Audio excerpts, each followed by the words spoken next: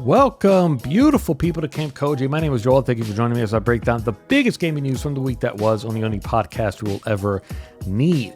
On today's show, we're going to talk about Google's Play Store opening, Halo getting a reboot, and Nintendo's alarm clock. But first, let's talk a bit about Ubisoft once again. So not too long ago, we found out Tencent and the Guillemot brothers were exploring them teaming up to take the company private. Ubisoft last week addressed the rumors by saying it regularly reviews all its strategic options in the interest of stakeholders and will inform the market if and when appropriate. Now, we've been talking about Ubisoft. I think this is now the third week in a row. I'm not going to rehash everything I've said about this company, talking about what they should be doing. I talked about that already. I'm not going to step all over that once again.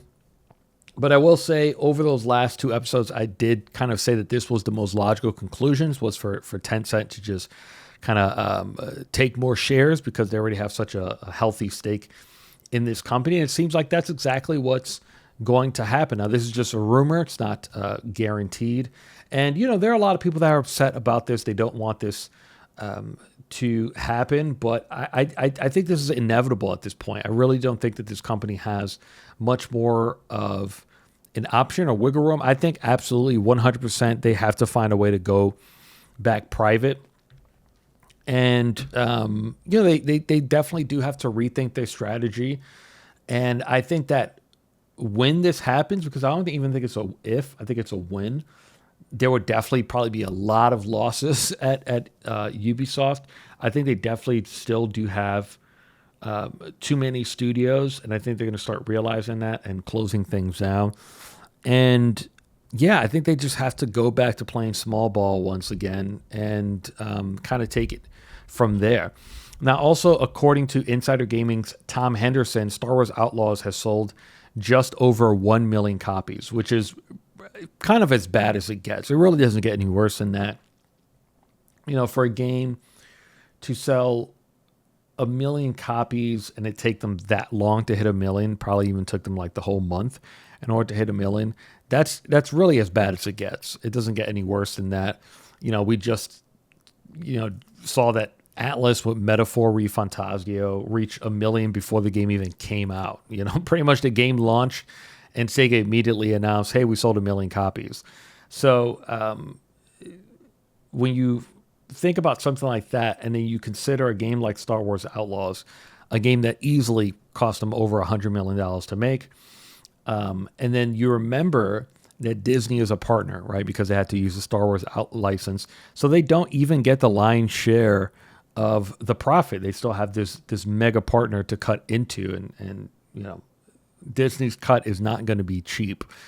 So this game is going to be yet another loss on their record, or on their balance sheet, I should say. There's absolutely nothing Ubisoft can do now at this point. They can go back and try to fix as much as they want, expansions, whatever. That's it. Like you're really not going to sell that much more of this game. I think the interest is already gone on it. I don't think there's anything they can do. You're better off just cutting your losses. And then before we move on, in other Ubisoft news, they are now facing a potential class action lawsuit, which claims Ubisoft shared personally identifiable information with Facebook company Meta. We don't really have any more information outside of that, but obviously not the best time for this lawsuit to be popping up against Ubisoft. There's not really many more details about that, just kind of making you guys aware of that if you weren't already. So moving on, I want to talk about this Google Play Store story. A U.S. judge has issued a permanent injunction ordering Google to open its Android marketplace to competitors beginning on November 1st. They will not be allowed to pay developers to launch apps first or exclusively through the Play Store. It will be barred from offering manufacturers or carriers incentives to pre-install Google Play or to not pre-install rival stores on new devices. The company won't be able to force app makers to use Google Play billing. It may not require a developer to set a price based on whether Google Play is used, and it won't be able to restrict developers from pointing users to external payment options outside of the Play Store. Now, this is actually all a result of Epic v Google, which is kind of interesting because they made this whole hubbub up against Apple, and that kind of blew up in their faces.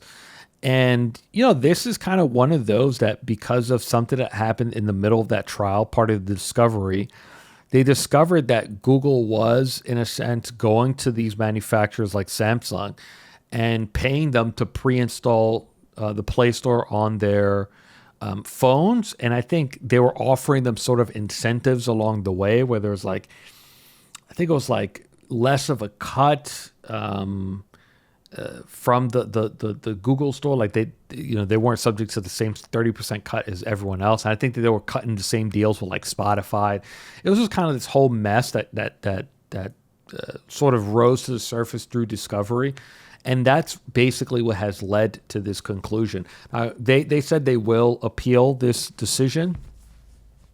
So this isn't 100% guaranteed that this is going to all happen in November, but for now, it's set for November 1st. Epic has already confirmed that there will be an official mobile store added to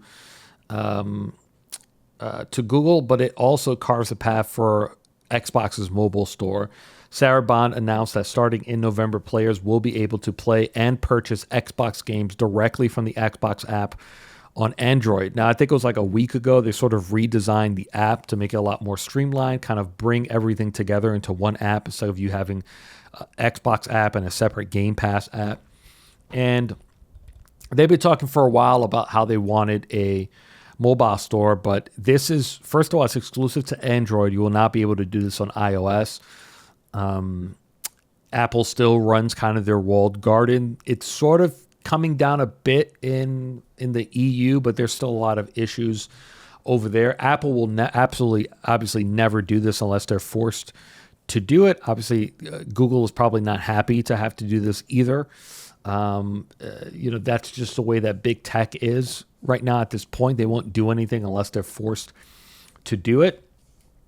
So this will not be happening on iOS. Now, what Xbox is trying to do is add streaming through Xbox.com. I think it's Xbox.com/play.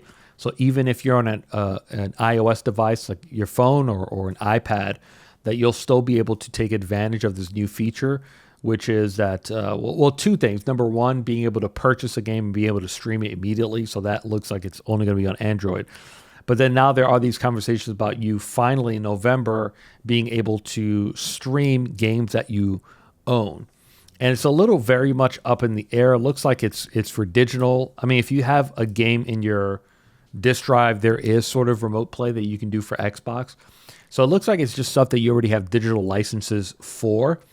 And at this point in time, it doesn't look like it's sort of unlimited. It doesn't look like it's going to include every single game that's available in the Xbox store for several reasons. Number one is that these developers can choose to opt out. So if a developer says like, no, I don't want you to be able to stream my game, they could just opt out of it and you won't be able to stream those particular games. And then on top of that is just a tech constraint, is it looks like it's going to happen in waves. So when it first opens up, there's probably going to be a list of games. We don't know how big that list is. And then theoretically, they'll just open it up as time goes on. You will need access to Game Pass Ultimate in order to take advantage of that. But there have been rumors that Xbox is trying to basically has a desire to add a cloud tier to this. I mean, all this sounds really interesting. This is something that Xbox has been trying to do for quite some time now. I think that I've spoken about this before. When you think about where Xbox is right now as a brand and as a piece of hardware, they're going through this really, really weird transitioning period where it's very hard to tell exactly where they're going to end up, right? Back in the day, we always looked at these things in cycles and so like, okay, there'll probably be another piece of hardware, we could bank on it 7 years apart. But now they're kind of like in this weird sort of limbo where we don't know, we kind of don't really exactly know what they're trying to do or where they're going to go next with their hardware. But one thing that I've talked about that they need to accelerate is points of access. It's something that Xbox has talked a big game about, but they've really sucked at the execution of it. Like, this is something that's long overdue. It's long overdue for anyone to be able to stream any game that they own. It's a very long overdue feature, so it's great that they're finally adding it. It's going to be great if they're able to actually get Apple to open up. If I'm Xbox, I'm trying to make that work, whatever shape that it takes. I'm going to try to go to Apple to see if I can get some sort of exception made for Xbox. I think that's such an important sort of pillar for them to hit if this is the future of their company. And it seems like this is the future that they want. The future that they want is not tied to hardware. The future that they want is that, you have your phone, you have your Android tablet, Indiana Jones comes out, you're able to just buy it and stream it straight up on your tablet without the need to shell out $500 for a piece of hardware. And theoretically, this can be a pretty healthy market for them to hit, especially when you think about the future of these consoles where, right now there are rumors that even that next Switch will start at $400. Now we know for a fact that the PlayStation 6, number one, it definitely won't be cheaper than $500 at launch. But number two, there's now this distinct possibility that what if the PlayStation 6 launches at $600? So this type of entry point becomes very appealing to, I think, old and especially new gamers alike, where when they see a piece of software that they really identify with and they want to play and they want to try, they don't have to worry about dropping $500, $600, $400 on a piece of hardware in order to access that software.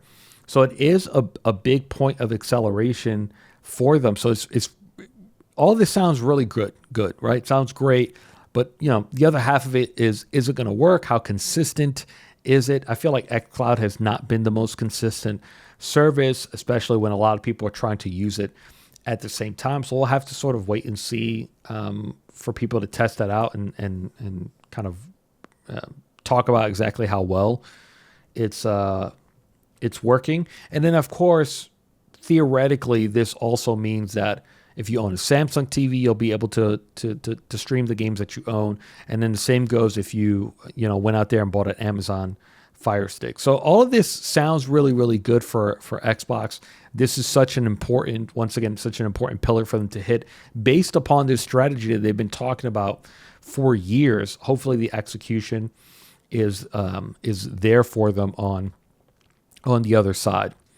Now, continuing with Xbox news was this kind of crazy revelation that they want to reboot Halo. So before this announcement, they did confirm that a third-person mode was coming to Halo Infinite in November.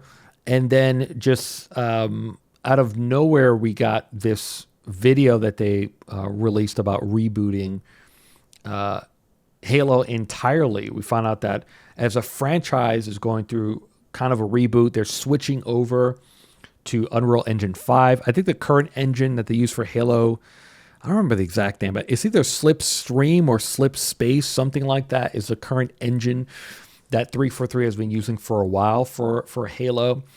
And 343 has also been renamed to Halo Studios with probably one of the worst logos I think I've ever seen in my entire life. It's such a horrible, horrible logo.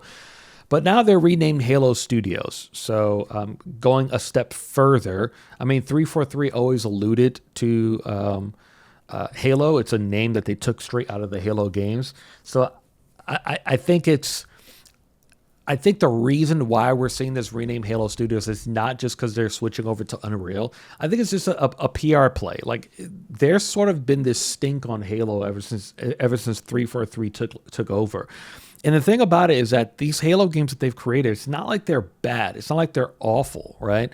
But I think that they pale in comparison to being able to capture the energy of the original trilogy. Like, this is one of those things that I've been saying for a while where it's like, if it's kind of one of those things like if you weren't there when the original Halo trilogy came out, it's really hard for you to fathom how much bigger that was culturally than the current Halo games. Like, it really was like this entertainment sort of event, and there's not really that many games left where a game comes out and it's like we're getting talked about on the news, for example, as like this really, really huge event. The same way that sometimes like a big tentpole film might be talked about on like your regular news channels. That was Halo. Halo was one of those franchises, and I feel it kind of feels like Grand Theft Auto is like the only one left, where you're going to see it all over everywhere when Grand Theft Auto releases. But these recent games has been kind of paled in comparison. And, Halo Infinite was one of those games that unfortunately had a really, really bad launch. It had a really, really bad reveal. And I think there, once again, has sort of been this stink around the name 343 that has been created over time. So I think that the change to Halo Studios is justified. I think it makes sense. It's once again, nothing is changing, right? 343 was always just doing Halo. So the fact that they did this, to me, is just a PR play. They just kind of want a fresh start completely, not just with a new engine, but also with the studio name.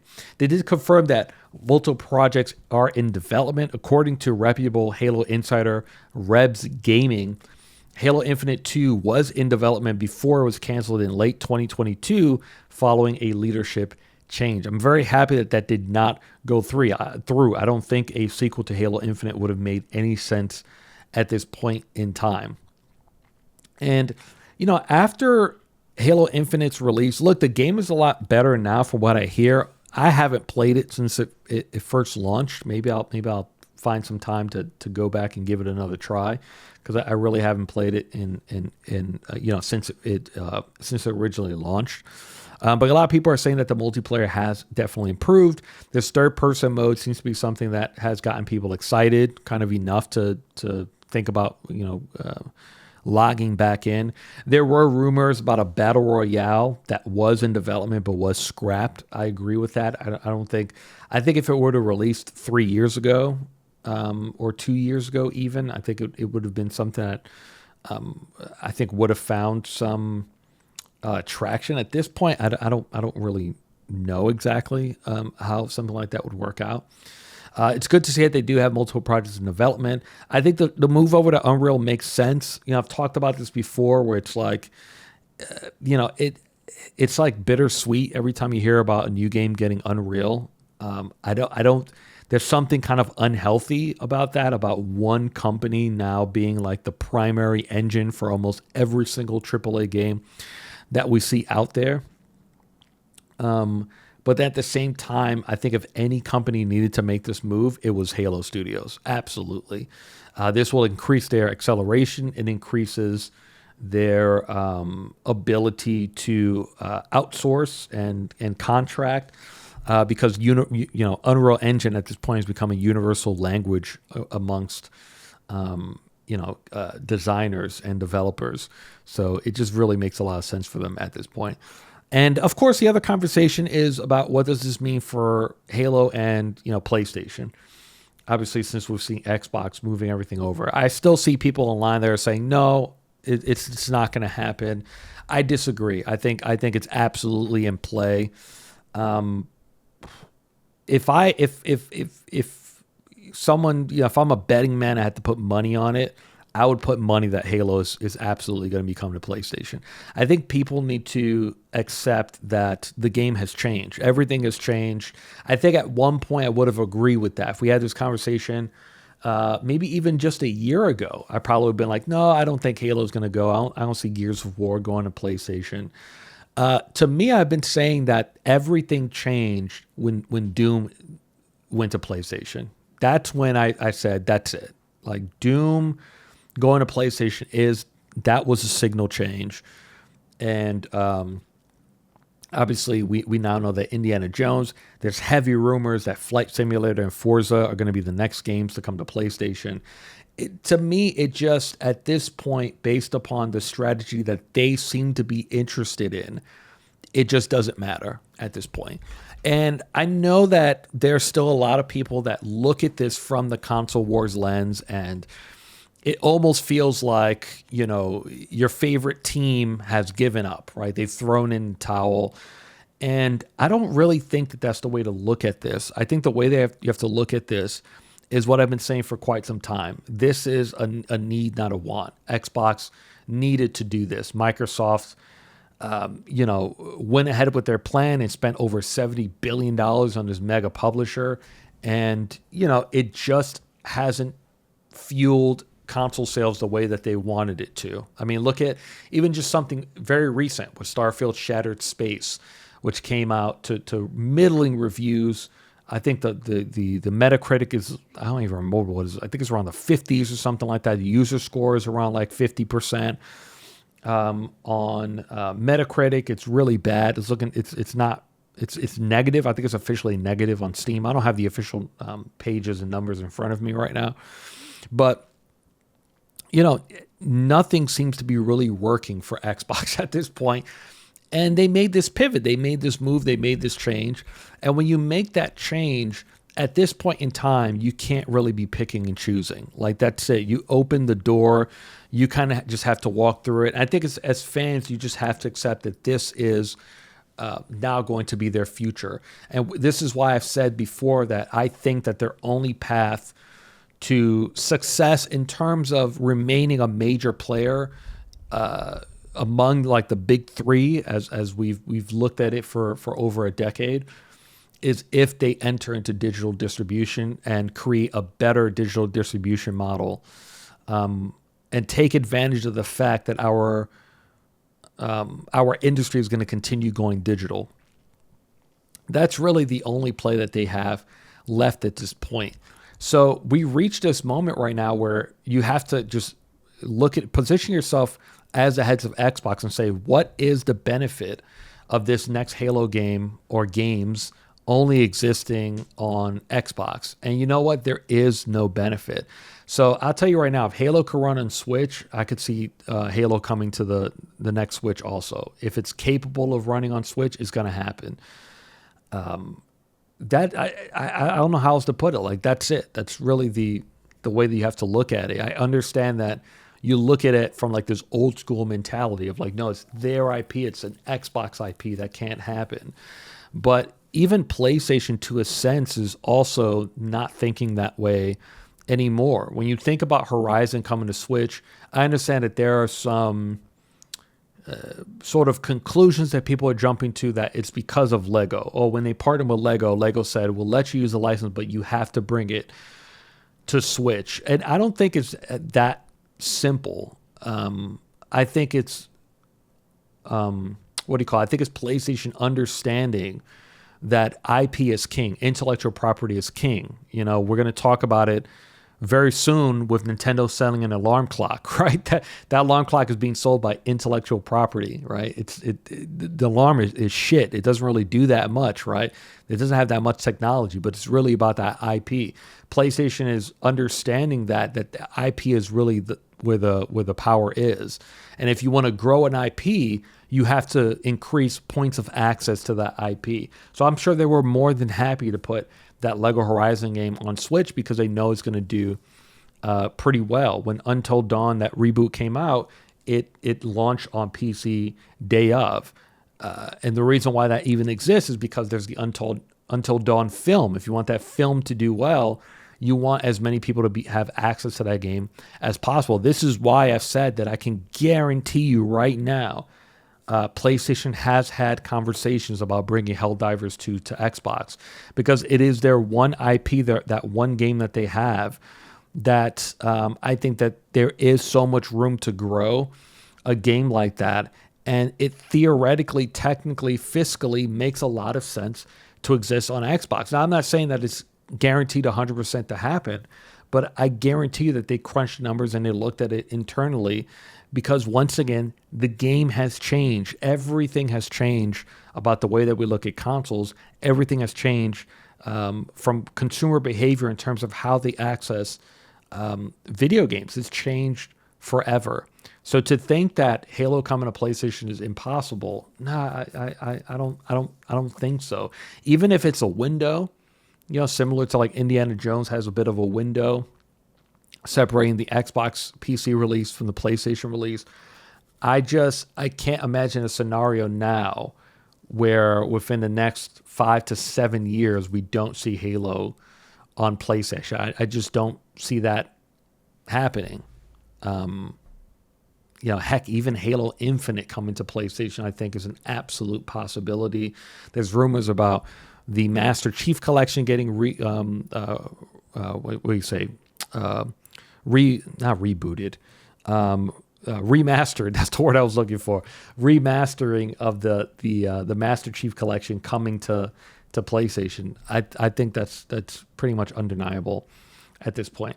And before we move on to the next story about Nintendo, I wanted to address this other rumor about Xbox exiting Saudi Arabia as a market. So apparently there were a lot of customers in Saudi Arabia that were saying that their local shops were saying that they're no longer getting Xboxes. And it seems like there is something there. It looks to be that either they're not going to be restocking soon, or going into the holiday season that they won't have access to as big of a stock as they normally would have for Xbox. And of course, this has these conversations are starting about Xbox exiting the Middle East. We've heard these rumors before from, who was it? Tom Warren, I believe it was, that talked about Xbox exiting the Middle East and stopping selling consoles there. So there's a little bit of smoke to this fire. And I don't think that they're fully exiting this region. I don't think that's what's happening. I think that it's just an effect of their hardware is just not selling, right? The hardware for Xbox has been declining. This is, I think, out of the, PlayStation 5 has been out for 4 years now. This might be like the best year for PlayStation. I think out of year one, I actually think year 4 is now turning out to be the strongest PlayStation year for the PS5 cycle, because not only have they been able to deliver a lot of amazing exclusive software that you can only get on PlayStation. Very recently we saw that with Silent Hill 2, but there's so many other things to bring out throughout the year. But now simultaneously, you have your main competitor basically crashing out at this point, right? Their consumers are confused. They don't know what's happening. They're losing confidence in the brand. Xbox is like, hey, this game is exclusive. Well, it's only these games. And then a few months later, oh, actually, it is those games. Starfield crashed and burned. They're just really not doing well at Xbox. So I think that PlayStation is not having an amazing year. And I think as a result of all of that, I think now you do have consumers where, number one, I think we're entering into a consumer pattern right now where I think people are going to be holding onto their consoles even longer.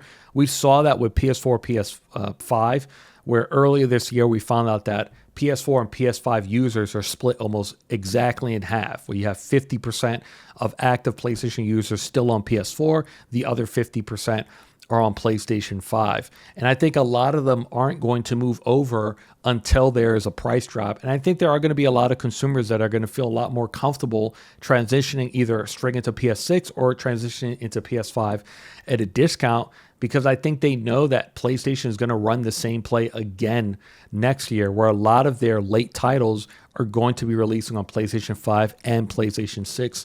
Especially when you think about the implementation of PSSR, where I think PlayStation is going to look to that as a little bit of comfort, I guess, in a sense, when it comes to technology like PSSR, where they can release it on PlayStation 5 Pro and it still look really, really good compared to the PlayStation 6 version. And there not be like these immense differences. I think this next generation, even more so than the current generation that we're in right now, is really just going to be more, once again, about games running better, frame rates looking smoother. I don't think we're entering into a moment right now where graphics are going to be king. I think those days are over. The leaps that we saw from between PlayStation 1 and 2, I don't think we're ever going to see that again. And I think consumers are kind of agreeing with that. Consumers, I think, want more convenience. I think consumers want more value. I think that's what they're seeking. And I think they just want better performance. They just want publishers and manufacturers to work together better in order to ensure that when I buy a game day one, it's actually working, the frame rate is rocking, it's solid. And if you can lock me in at 60 FPS for every game at PlayStation 6, that's great. But I think there's going to be a lot of consumers that are going to be perfectly fine with remaining at 30 FPS. And, I think with all of that being said, all of that is combining to Xbox going into a sales decline. So I think it's either just a generic decline in interest in markets like Saudi Arabia. I think if you probably dug into Japan, you probably would see something very similar happening over there, because the sales are just so low at that point. It's like, even for you as a retailer, it's probably not even worth it to even carry this piece of hardware at this point in time, especially because the margins on them are so small. And I think the other thing could be that they are now looking at markets like Saudi Arabia as a really good place to test launch mobile hardware. I think mobile does really, really good in places like Saudi Arabia. And who knows, maybe that's their play. Maybe they are winding down stock, and this handheld Xbox, or at least version 1 of this handheld Xbox, is a lot closer than we think. Maybe it is something they're aiming to release next year. And they think that this handheld hardware, if they launch it at $400, is going to do a lot better in these regions than something like an Xbox Series X. So if you can, I don't even know if this is possible, but if you can get a handheld that has that Xbox Series S power at the very least, maybe that's something where you think like, hey, I think it would actually do better in these markets. Maybe we should consider sort of winding down the Xbox Series X over there, and then using that as a prime market for handheld. And maybe that's really how our hardware exists over there exclusively. Obviously, it would be very different in these other regions like United States of America, where I think you would have that as a supplement, as an option, where maybe over there you're like, yeah, maybe it's not, our stock levels are more like 80% handheld, 20%, stuck at home sort of hardware. But obviously, we'll have to wait and see. Now, a final story, I want to talk about these 2 Nintendo piracy stories. I didn't put out a podcast last week. I was having all these tech issues. So I wanted to talk about something that happened 2 weeks ago, which is what happened with Ryujinx. But before all that, I wanted to briefly touch on this Game Freak hack. So apparently Game Freak was officially hacked. They have acknowledged it. I'm not going to talk about it on the podcast for several reasons. Number one, this sort of just happened, and people are still kind of sifting through everything. I'm going to treat this exactly the way that I triggered the Insomniac hack. Obviously, no personal data. But if there's things in there that I think are interesting to discuss on a podcast, I'll bring them up. So far, from what I've seen, there's nothing that I think is interesting enough. There's a lot of stuff in there. Like if you're a Pokemon fanatic, there's a lot of cool insight, different sprites and beta Pokemon, and story stuff, and like these weird synopses that they have been putting out. I mean, some really weird like short story stuff that I've been reading up. Just really weird, super weird stuff. The most dangerous part of this apparently are source codes, and then there are early talks that there is an early beta version of Pokemon ZA, which is one of the next Pokemon games. So theoretically, that can probably now lead to a delay in that game's release. And yeah, a lot of people are just still sifting through it. There also talks about Pokemon movies, but nothing that I think is either A, concrete enough, B, interesting enough, and C, a lot of this stuff is just, like I said, it's like if you're a Pokemon fanatic, beta sprites, beta Pokemon before official designs. That's really what it is, a bulk of that stuff is that's being released out of there. Apparently, this was a result of a phishing attack. They were able to gain access to an employee's account. From what we know, probably they use social engineering instead of like a backdoor sort of hack. That employee has definitely lost their job. It's pretty inevitable. Even if it was a mistake, you misread an email, you clicked on the wrong link. It's sort of one of those things that it kind of just doesn't matter. That person has more than likely already lost their jobs. But yeah, I just wanted to really just touch on that before we go to the rest of these stories. So the first thing was that popular Switch emulator Ryujinx announced it was immediately ending development on the project. They removed the download for the emulator, and immediately it looks like it was weird because a lot of people were upset. But then what's funny is that they sort of understood it. I think the anger surrounding it didn't really last very long. I think a lot of people understand why Nintendo has been so intent to go after these emulators. They took down Yuzu earlier this year. Citra, which is a 3DS emulator, was also sort of a part of that. Collateral Damage, they took that development offline also. And it looks like the same thing happened with Ryujinx, where they're no longer going to be updating that emulator. They're now not officially distributing the emulator. Of course, there are going to be other ways for people to get their hands on it, but you sort of cut off the main faucet. I think that's the way that Nintendo sort of looks at it. We don't know exactly what happened. All we know is that they were the developer of the main developer, head developer of Ryujinx was contacted by Nintendo, and it looks like they were made some sort of offer. We don't know what the offer was. We don't know if there was any compensation. We don't know if they were paid for this. We don't know if it was just a straight threat. Their lawyers just said, like, look, either you take this down, you go through these steps, you sign these papers, and then that's it. We're done. We're not going to go after you. You're good to go. Or you can keep it up, and this is what that's going to look like for you. And let's be honest, like, no one has the money unless you're best friends with a billionaire to go up against Nintendo, and it's never kind of going to be worth the time and money to go up against Nintendo anyway. So they decided to just cut their losses and take it down.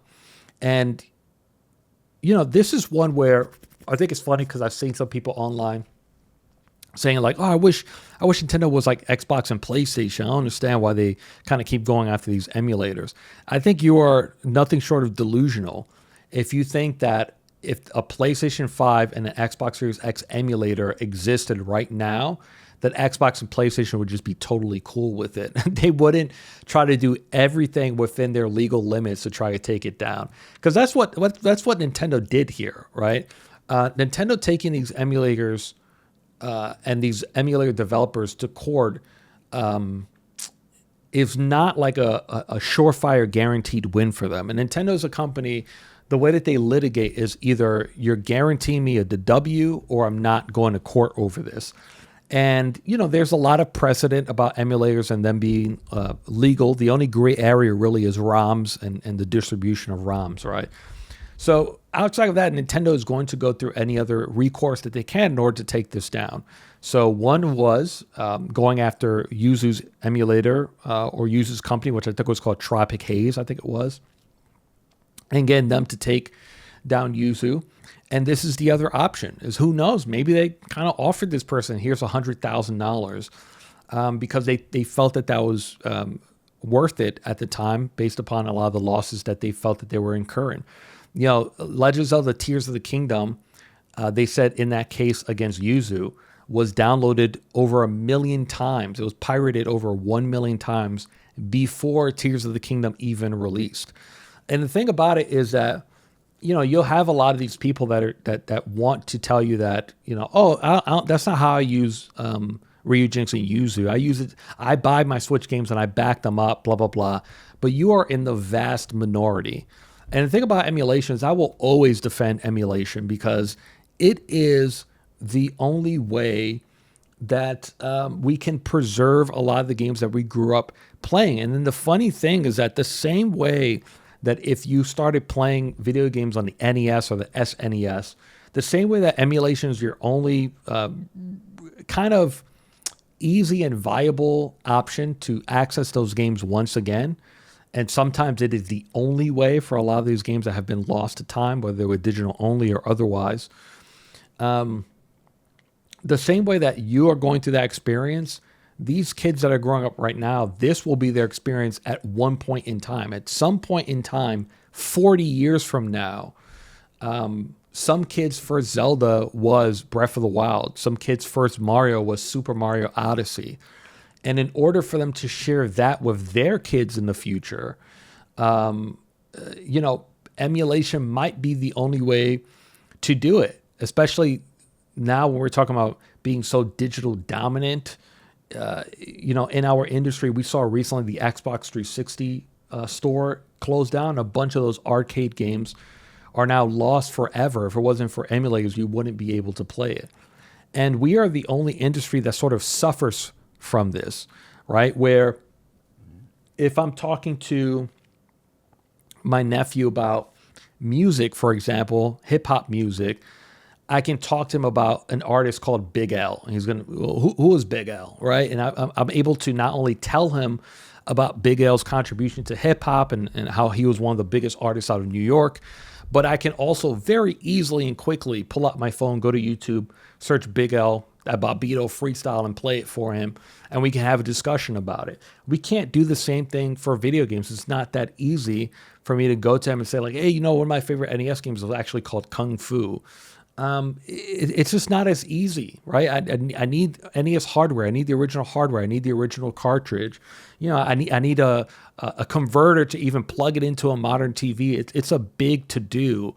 And emulators are really kind of the only viable option for a lot of people, especially financially, to access a lot of these older games. So there's such an importance of it. But we have to all be able to admit that it's very hard to defend piracy for a console that is still very, very active and will continue to be active because, the next Switch, this new Nintendo Switch, is going to be backwards compatible, which means that the Switch's life cycle is no longer just 7 years. It's now been extended to 14 minimum, right? Or something like that. So, and then it also talks about the fact that a lot of their games are leaking weeks before they're actually available on store shelves. If you think that PlayStation 5 would just be like, oh man, it looks like everyone's playing Spider-Man 2 3 weeks early, and they'd just be kind of be okay with that, and they wouldn't be going to their lawyers and saying, what can we do about this? You're insane. You're delusional. Of course they would be doing the same exact thing. Now, in other news about piracy, Ryan Daly, the owner of Switch mod chip seller Modded Hardware, has denied any wrongdoing in his lawsuit brought by Nintendo last July and appears to be taking on the Goliath on his own. The lawsuit claims that Nintendo contacted Daly in March and threatened to sue him unless he stopped selling modded Switch consoles and MIG switches, MIG switches. For those that don't know what MIG switches are, those are these custom cartridges that I believe have a micro SD in them. I think so. Micro SD slot. And you can load up a bunch of games on it. It works on, I think, any retail Switch. I might be wrong about that. Maybe you need like a certain firmware or something like that. And you can just pop the cartridge in. It gives you a game that's on there. Pop the cartridge out, put it back in. It changes the game. So it's just another way to have very easy piracy on Nintendo Switch hardware. According to Nintendo's complaint, Daly agreed in March to stop selling the unauthorized devices, but continued to do so, claiming that he was looking for a new lawyer. Nintendo then filed a complaint at a federal court in Seattle, accusing Daly of 6 charges, including trafficking and circumvention devices and copyright infringement. Daly has now listed 17 affirmative defenses in which the defendant introduces evidence which could excuse them from liability, including fair use, invalid copyrights, unjust enrichment, and fraudulent inducement. Nintendo goes on to say, defendant not only offers the hardware and firmware to create and play pirated games, but he also provides his customers with copies of pirated Nintendo games. Typically, when the customer purchases a hacked console or the circumvention services, defendant pre-installs on the console a portfolio of ready-to-play pirated games, including some of Nintendo's most popular titles, such as its Super Mario, The Legend of Zelda, and Metro games. And it really was that blatant. I remember looking at this website when it was still up. It's been taken down, or I think at one point it was like password protected or something like that. And it really was that blatant. It was just a Switch. They would show you the price, and then all these games that were preloaded. He had a service where you could send him your Switch. He can mod it, and then for an additional charge, when he sends back your modded Switch, he can send it back with a bunch of games in it. I have absolutely no idea. Maybe this person was dropped on their head as a baby, or they suffered a few blows in the last few years, because you'd have to be the world's biggest delusional idiot to not only take on Nintendo from what is the equivalent of a slam dunk case for them and their lawyers, but then to do it on your own without a lawyer to represent you. I mean, I just don't get it. I don't understand how this person thinks they're going to win this. They will absolutely not win this case. And this is probably just going to be another Bowser story where this guy's going to definitely be owing Nintendo probably way more money than when we saw not Gary Bowser, that other Bowser dude, was kind of on the hook for. It's insane. I just don't understand why anyone would do this. And before we finish off talking about this Nintendo alarm clock, Nintendo announced a new online playtest taking place between October 24th and November 6th. It is limited to 10,000 participants, and you must have an active Switch Online Plus expansion pack subscription in order to take part in this. Now, the signups are all gone. There were only 10,000 slots. This test does take place in a few weeks. They did say that they're asking people, please do not share what the test is. I'm not 100% sure if there's an official NDA that you have to sign. But regardless, this thing starts, what's the date? This thing starts October 24th. So that means on October 24th, we're all going to know what this test is. It will definitely be leaked. I think that people will probably be careful not to leak images and video out of risk, to not get their accounts banned. But they'll definitely going to be leaking to, different outlets and journalists and stuff like that, what this actual thing is. We're going to see it on Reddit, as soon as it goes up. So the question is, what could this be? And I think that number one is just not going to be that big of a deal. Like, it's not going to be some super crazy, mind-blowing thing. Because Nintendo would never allow the public to test it then. I think it's something Nintendo understands that it's going to immediately leak. So if it does leak, it's not really that big of a deal. I think that's the way that they look at it. So I think that some people have been talking about that it has to do something with GameCube. And I would agree with that, especially because you have to be an expansion pack subscriber in order to partake in this. And we know that these extended sort of old hardware they've been putting in, like Game Boy Advance, for example, you do need the expansion pack subscription. So it kind of does line up that it would make sense that maybe they're doing this test because they want to add online to GameCube and they want to make sure that it works properly when they officially launch it. So I could see them, it's a 2.2 gigabyte download is what people have been saying. Maybe they'll put F-Zero on there. I think F-Zero is the game that makes the most sense for you to test this feature out with. Outside of that, the only other two things that this could be is, number one, something to do with streaming. Maybe they want to expand their game streaming services. That could be one thing. But I think the third thing is one that I think is possible, but honestly, I don't think that they will let the public test it, which is a new social feature. This is the one thing that I think the Switch is missing, and I think it's something that I've been talking about that I think the new Nintendo Switch should have, some sort of social feature. So one thing that they've been missing out of this handheld that they've sort of had with all the other handhelds, right? When you think about the DS, you had the chat rooms and the Pictochat, and what was the other one? Like the flip book sort of thing that they were doing. I completely forgot what it was called. You had the Wii U had something similar with the plazas and all that stuff. Obviously, with the 3DS, we had Street Pass. So I'd be interested if this is some sort of a social feature, whether it is an update to, what was the name of that thing? That picture drawing chat thing that they had, like that flip book sort of thing. I completely forgot the name of it. If it's something like that, or some sort of like a social hub or something like along those lines, I think makes a lot of sense. I've been saying for a while, I think that they, especially with the new Switch, they should bring back Street Pass. That was such a phenomenal feature. And I think it's something that the Switch is lacking. Social features, especially like local social features. So I'll be interested to see if that is it. So I think it's one of those two things. I think it's either GameCube, which I think is the likelier option, or it does have to do with some sort of social feature that they're introducing. But we won't have to wait long to find out. And then finally, moving on to the story about Nintendo announcing a new piece of hardware called Alarmo. It's an interactive Nintendo sound clock with a built-in motion sensor. They say, introduce a little play to your wake-up routine with Alarmo, the interactive alarm clock from Nintendo. Start the day off right with fun animation sounds and characters from some of your favorite games. You can even snooze the alarm with gestures and end it by getting out of bed, thanks to Alarmo's motion sensor. I'm very serious with what I'm about to say. I absolutely love this thing, okay? And I simultaneously think it's probably the dumbest thing that they've ever done. One of the dumbest things that I've ever seen. But I love it from the perspective of Nintendo as a business and as a company. This is stuff that I think that as a shareholder gets you really excited. Honestly gets you really excited.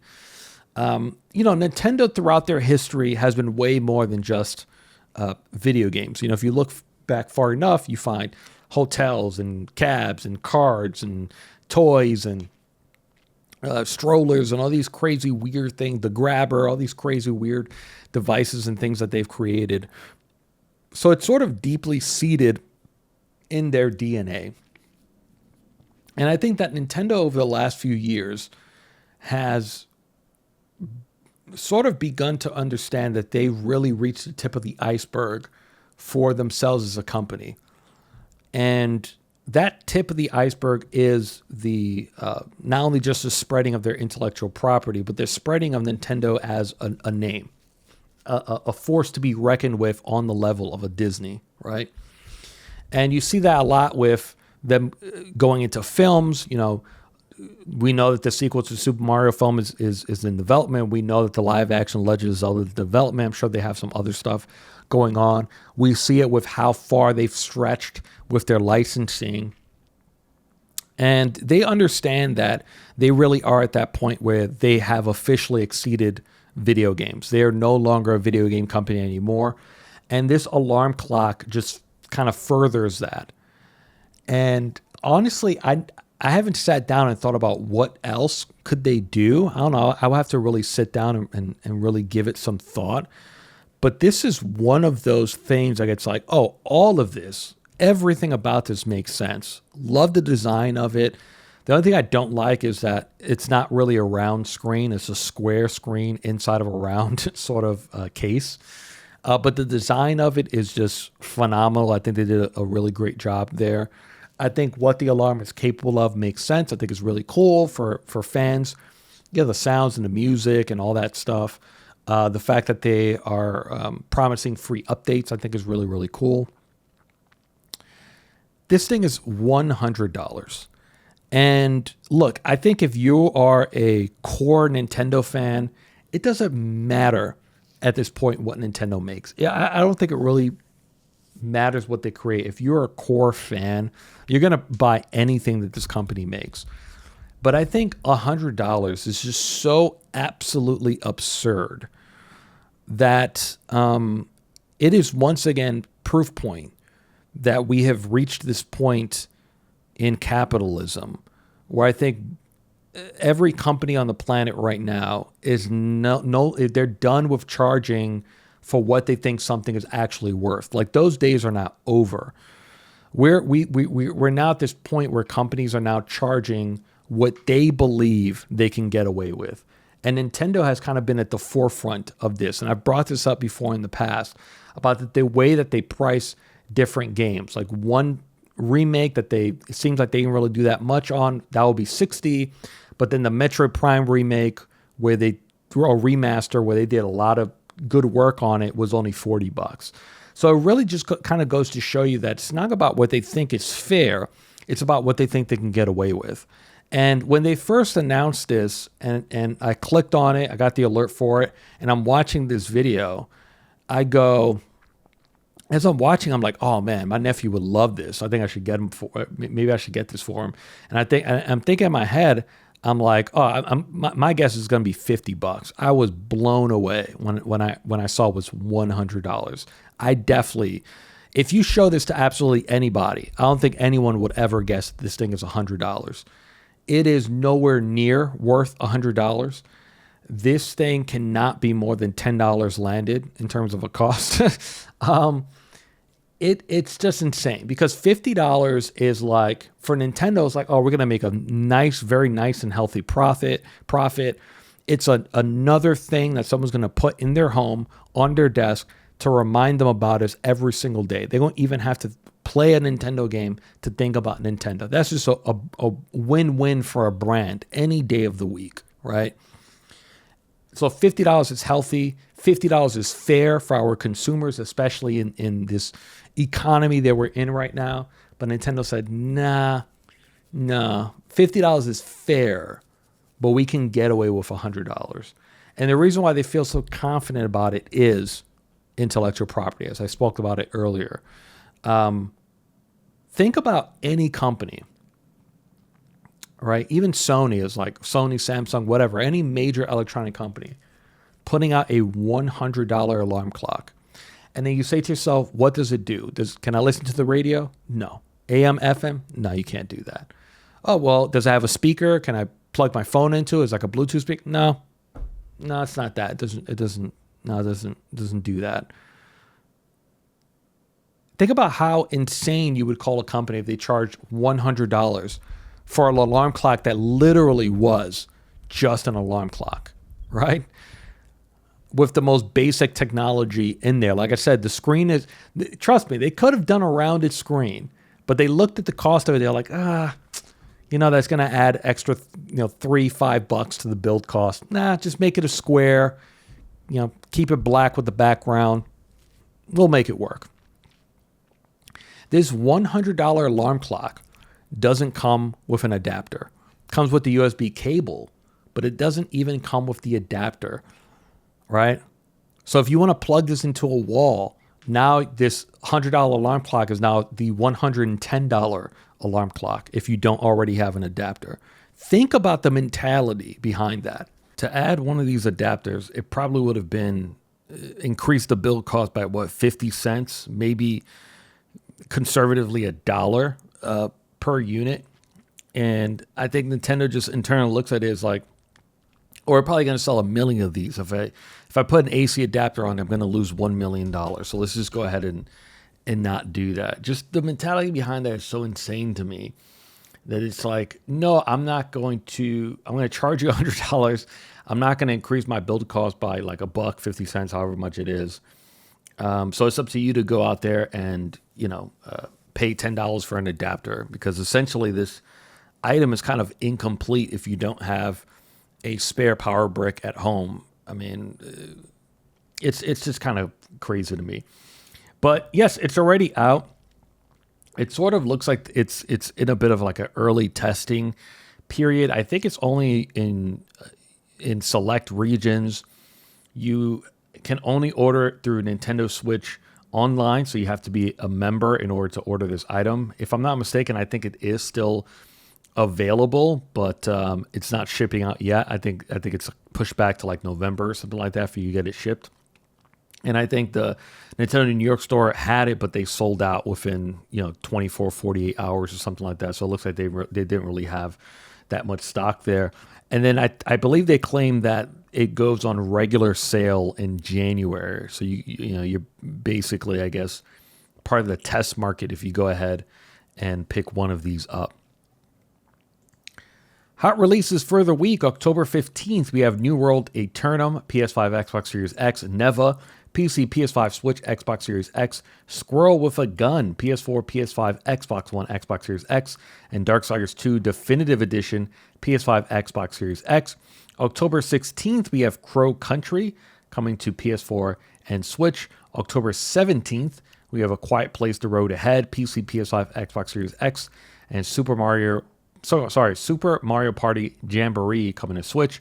And finally, October 18th, we have Unknown 9 Awakening, PC, PS4, PS5, Xbox One, and Xbox Series X. Now time for us to wrap it up. These are the stories that we didn't have time to get to. Red Dead Redemption is finally making its way to PC October 29th. The running joke here is once again a Horizon game, which is the Horizon Zero Dawn remaster, which comes out October 31st, is being surrounded by all these huge titles that are taking away attention from it. You know, we've seen it in the past with Elden Ring. We saw it with Legend of Zelda. So this is really interesting to see this sort of continue to happen, where, you know, Red Dead and Rockstar is a big enough name and a brand that, you know, this is a pretty big release for PC. It's an older title, but this game has never been available on PC, so it's kind of a big deal for it to finally make its way there. It is going to be $49.99. I mean, we've had the discussion before. I think they're just pricing it appropriately once again, just like we talked about with Nintendo. It's not about what you think is fair. It's about what you think you can get away with. And, you know, $50, they can definitely get away with that. They're going to sell a pretty good number of copies here. But then also, you know, Dragon Age comes out the 31st, same day as Horizon Remake. It's all kind of funny to see it continue happening. On the 10th anniversary of the original game's release, Sega announced a sequel to Alien Isolation was in early development. I've never played this game, but it over time, it's one that I always hear about. It's kind of become a cult classic almost, in a sense, you know, a cult classic type of video game.